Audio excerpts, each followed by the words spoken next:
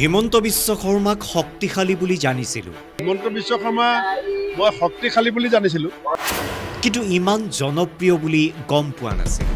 কিন্তু ইমান জনপ্ৰিয় বুলি কালি মই ওচৰৰ পৰা দেখিছোঁ।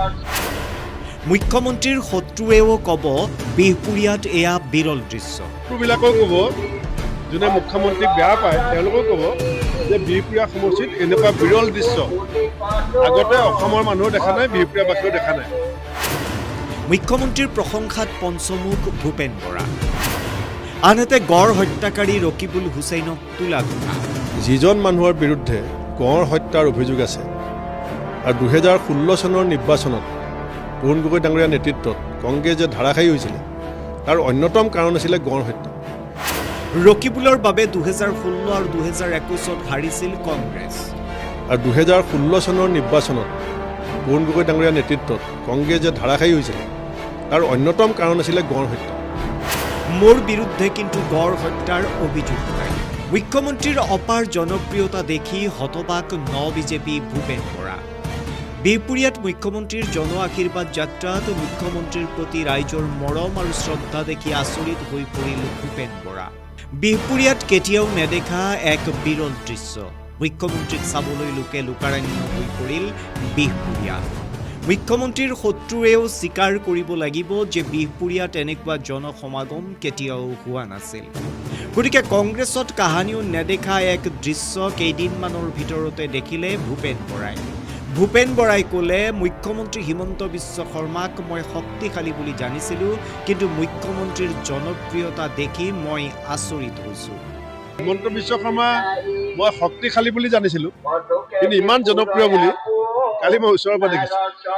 বিহপুৰীয়া সমষ্টিত মই যোৱা 20টা বছৰ ৰাজনৈতিকভাৱে সক্ৰিয় হৈ আছোঁ আৰু বহুত জনসমাগম আমিও আয়োজন কৰিছোঁ, কিন্তু কালি 30 কিলোমিটাৰ দৈৰ্ঘ্যৰ পথছোৱাত বিহপুৰীয়া সমষ্টি যেনেকৈ হিয়া উজাৰি পেলাই ওলাই আহিছে, গোটেই সমষ্টিবাসী উঠি আহিছে, এইটো অভূতপূৰ্ব।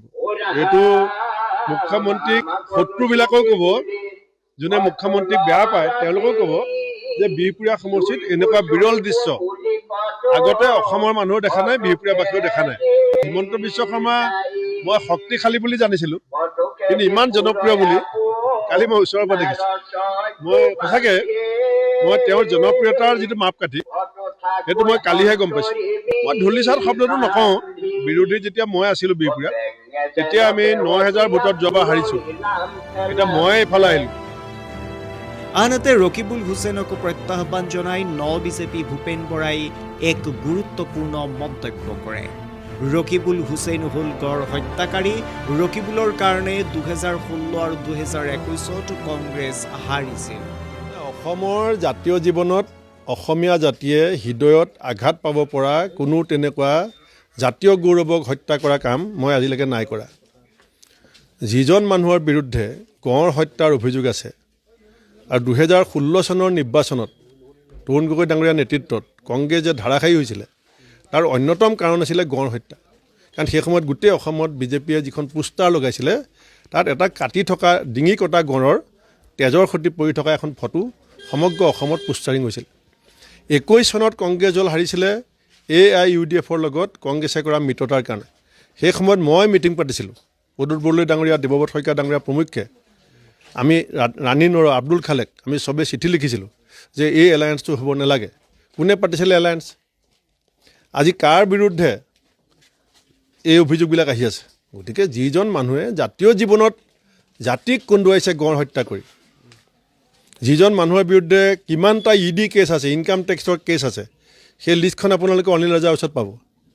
গতিকে সেইজন মানুহে কিবা কথা ক'ব আৰু সেইখন কাৰোবাৰ কাৰণে চাৰ্টিফিকেট হ'ব, সেই তেনেকুৱা ধৰণৰ চিন্তা চৰ্চা মোৰ নাই।